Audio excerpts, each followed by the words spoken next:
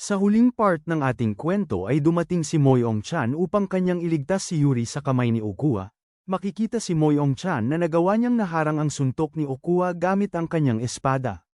Si Yuri nang kanyang nakita na dumating na ang kanyang master na si Moyong-chan ay natuwa siya na kanyang sinabihan si Moyong-chan na masyado na raw late ang kanyang pagdating. Seryoso naman na humingi ng paumanhin si Moyong-chan kay Yuri at Laurent dahil huli na siyang dumating, pero ang mas mabuti raw nilang dalawa na gawin ngayon ay umalis muna dito. Habang siya naman ay magpapaiwan upang kanyang kalabanin itong halimaw na si Okuwa. Sa biglaan na pagdating ni Moyong-chan ay nanlilisik ang mga mata ni Okuwa na hindi maalis ang kanyang tingin kay Moyong-chan, sabay pinakawalan ni Okuwa ang mga itim na enerhiya sa kanyang katawan at ito ay galit na kanyang sinabihan si Moyong-chan na ginagambala raw niya ang kanyang binabalak na patayin si Yuri. Hindi naman nakinig si Moyong-chan sa mga pinagsasabi ni Okuwa bagkus kanya lang hinanda ang kanyang espada, at kasabay nito ay mabilis siyang tumalon upang umatake sa halimaw na si Okuwa. Si Okuwa nang kanyang nakita na papasugod na sa kanya si Moyong-chan ay hinanda niya ang kanyang kamao na binabalutan ng makapal na demonic energy para salubungin ang espada ni Moyong-chan na tatama na sa kanya. At nang nagkasalpukan na ang kanilang mga atake ay makikita sa buong lugar ay nagkaroon ng malakas na pagsabog. Samantalang makikita naman si Yuri na ginagabayan siya ni Laurent upang pumunta sa mas ligtas na lugar, at tinanong din ni Laurent si Yuri na kung ayos lang raw ba ang kamahalan. Sumagot sa kanya si Yuri na ayos lang siya pero ang mas importante doon ay magpasa hanggang ngayon ay buhay pa siya. Tumingin din silang dalawa sa nagaganap na laban ni Moyong-chan at ni Okuwa, at nasabi ni Laurent na kahanga-hanga raw ang laban ng dalawa. Ayon naman ni Yuri na tama ang kanyang sinabi, silang dalawa ay kahanga-hanga dahil ang nagaganap na laban nila ngayon ay labanan ng dalawang mga halimaw. Makikita si Moyong-chan na nagpakawala ng malakas na slash kay Okuwa, at makikita ito na nagawa niyang tinamaan ang isang braso ni Okuwa, ngunit bagaman tinamaan ni Moyong-chan ang kanyang atake si Okuwa ay hindi naman ito ininda ni Okuwa. Doon ay sumambulat sa isang braso ni Okuwa na tinamaan ang espada ni Moyong-chan ay nagkaroon ng malaking sugat. Dahil dito ay nanggagalaiti sa sobrang inis si Okuwa na hindi maalis ang kanyang tingin kay Moyong-chan. Seryoso pa na sinabi ni Okuwa kay Moyong-chan na ang kakayahan raw na ipinakita sa kanya ni Moyong-chan ay lubos na kahanga-hanga. Hindi naman tumugon si Moyong-chan sa mga binanggit ni Okuwa bagkus nakaramdam lang siya ng pagkabahala dahil ang sugat na kanyang ibinigay kay Okuwa ay mabilis lang na nag-recover. Dagdag pa ni Okuwa kay Moyong-chan habang muli na namang nagpapalabas ng maraming itim na enerhiya na bagaman kahanga-hanga raw ang talento ni Moyong-chan ay isa pa rin silang mga basura na nilalang. Ngayon ay kanyang ipapakita kung ano talaga ang agwat ng kanilang mga kapangyarihan. Si Moyong-chan na gusto nang tapusin ang buhay ni Okuwa ay seryoso niyang sinabihan si Okuwa na isa lang raw siyang halimaw, at muli na naman niyang hinanda ang kanyang espada upang tuldukan na ang yabang ni Okuwa. Sa gitna ng mainit na tensyon ay bigla namang lumitaw sa likod ni Okuwa ang isang orc shaman, na kanyang pinaalam na ramdam daw niya ang malakas na kapangyarihan sa loob ng tao na kanyang kalaban, kaya maaari niya siyang tulungan. Sa mungkahi ng orc shaman ay sumagot sa kanya si Okuwa na hindi na niya kinakailangan ang kanyang tulong, at ang labis na ikinagulat ng orc shaman dahil biglang hinawakan ni Okuwa ng mahigpit ang kanyang ulo. Kasunod nito ay sumigaw ng malakas ang orc shaman sa sobrang sakit dahil inabsorb ni Okuwa ang lahat niyang demonic energy sa katawan.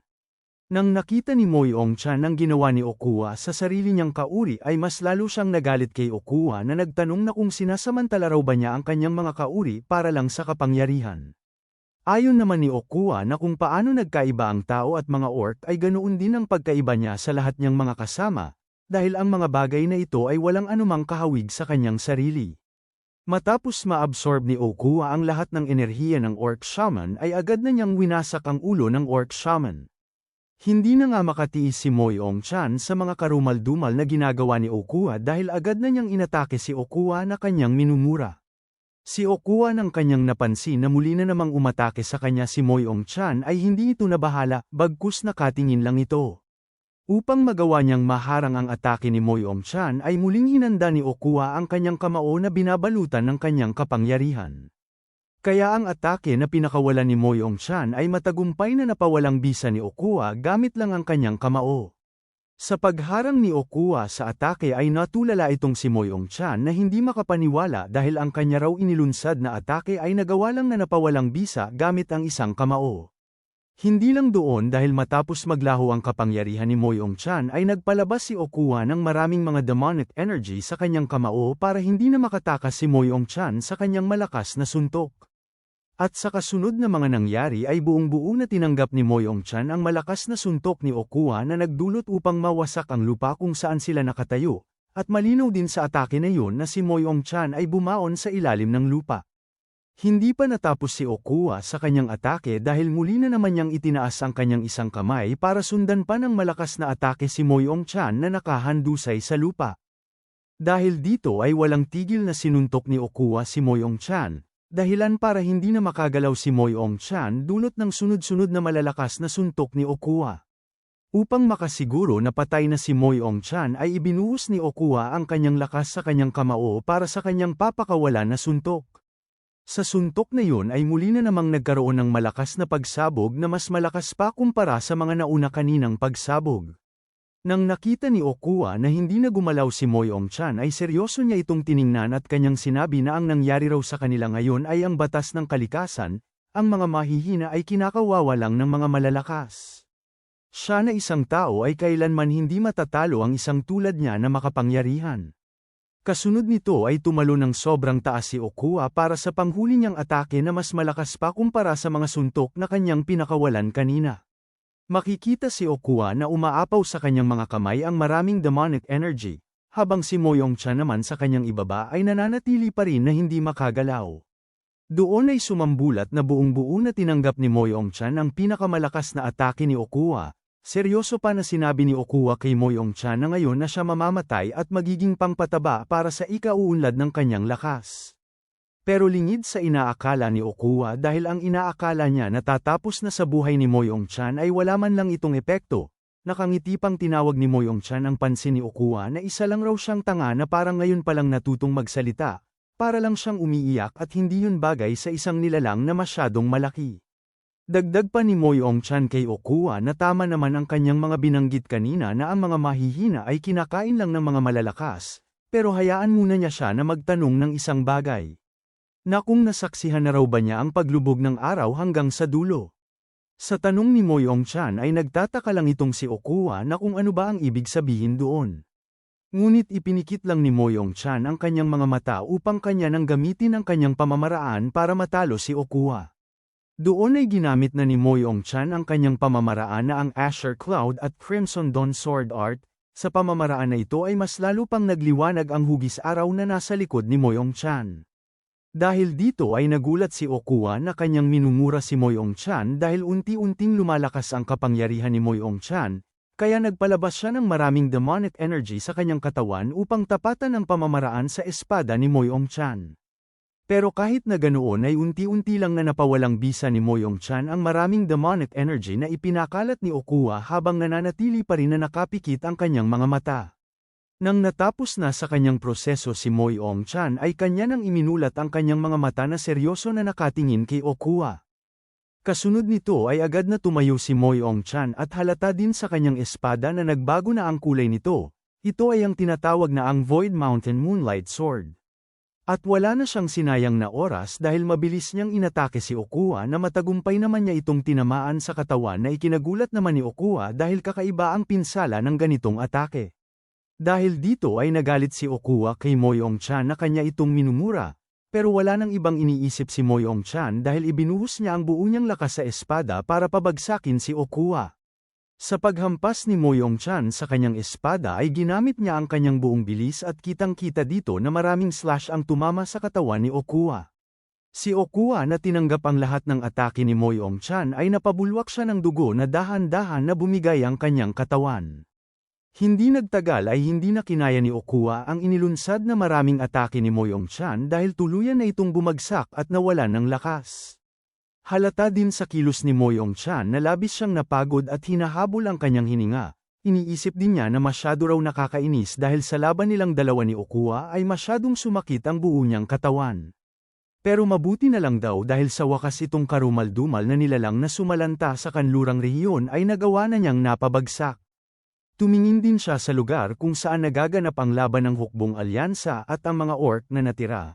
Doon ay nakita niya na patuloy pa rin ang walang tigil na laban ng mga sundalo, kaya nasabi ni Moyong-chan na sa sitwasyon raw ngayon ay makakaya na ng kanyang disciple at ang iba pa na pabagsakin ang mga natirang mga orc kahit wala ang kanyang tulong. Sa ngayon ay kinakailangan raw muna niyang alisin ang bagay na nasa kanyang harapan. At napamura si Moyong-chan dahil inaasahan na raw niya na nakakakilabot ang kanyang masaksihan, ngunit hindi niya inaakala na ganito pala ito kalala. Ilang tao raw ba kaya ang ginawa nilang sakripisyo para lang magawa ang bagay na ito? Pero napatigil sa kanyang iniisip si Moyong-chan dahil naramdaman niya sa kanyang likod ang nakakakilabot na presensya ni Okuwa na inaakala niya na nagawa na niyang napatay. At ang mas lalong ikinabigla ni Moyong-chan dahil pinaalam sa kanya ni Okuwa na ang kanya raw nakita ngayon ay higit pa sa kanyang mga iniisip, dahil mas madilim pa ito doon sa kailaliman. Si Moyong-chan na nakikinig sa mga sinabi ni Okuwa ay napamura na lang siya dahil ang nilalang raw na ito ay nagawa pa rin na magsalita kahit butas na ang kanyang ulo. Dagdag pa ni Okuwa na mayroong seryosong tono na matagal daw na panahon niya itong binuo. Kapag ang mga nilalang sa ilalim ng butas ay nagugutom ay sisimulan nilang lamunin ang isa't isa na parang mga insekto. Upang tumigil na sa kakasalita si Okuwa ay inatake siya ni Moyong-chan ng kanyang espada sa katawan, pero kahit ganoon ay patuloy pa rin sa pagsasalita si Okuwa na isa lang raw silang mga hamak na mababang nilalang na tao. Kasunod nito ay halos hindi makagalaw si Moyong-chan nang mabilis siyang hinawakan ni Okuwa. Samantalang itong si Yuri ng kanyang narinig ang kakaibang ingay ay lumingon siya sa direksyon kung nasaan ang kanyang master. At nang malinaw na niyang nakita ang sinapit ni Moyong-chan sa kamay ni Okuwa ay nabigla siya na hindi makapaniwala. Dahil nakita niya si Moyong-chan na hindi na makagalaw dahil hawak-hawak na siya ng malaking kamay na binuo ng mga bangkay ng mga tao na ginawang sakripisyo. Makikita si Moyong-chan na pinipilit niya ang kanyang sarili na makaalis sa higpit ng paghawak sa kanya. At upang magawa niyang makaalis sa malaking kamay ay itinaas niya ang kanyang espada para hampasin ito. Nang hinampas na ni Moyong-chan ang malaking kamay ay matagumpay siyang nakaalis sa higpit ng pagkahawak nito. At nang tuluyan na siyang nakatakas sa paghawak ng malaking kamay ay kitang-kita sa mukha ni Moyong-chan na siya ay napabulwak ng dugo na hindi makapaniwala sa mga nangyari.